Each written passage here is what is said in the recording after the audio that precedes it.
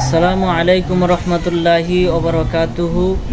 সম্মানিত ভিউয়ার্স, সকলে কেমন আছেন? আশা করি মহান আল্লাহ তাআলার অশেষ রহমতে আপনারা সকলে ভালো আছেন।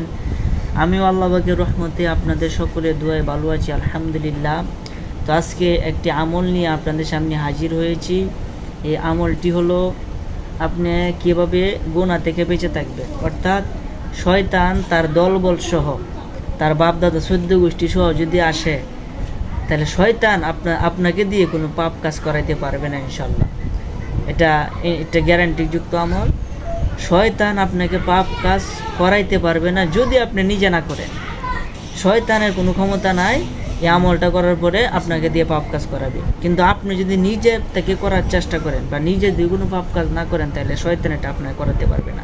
এই আমলটি হলো শুধুমাত্র ফজরের নামাজের পরে, অন্য কোনো ওয়াক্ত না, শুধুমাত্র ফজরের নামাজের পরে আউযুবিল্লাহ বিসমিল্লাহ সহ কয়েকবার আস্তাগফিরুল্লাহ পাঠ করে, দুরূদ শরীফ পাঠ করে, আউযুবিল্লাহ বিসমিল্লাহ সহ সূরা ইখলাস 11 বার পাঠ করবেন।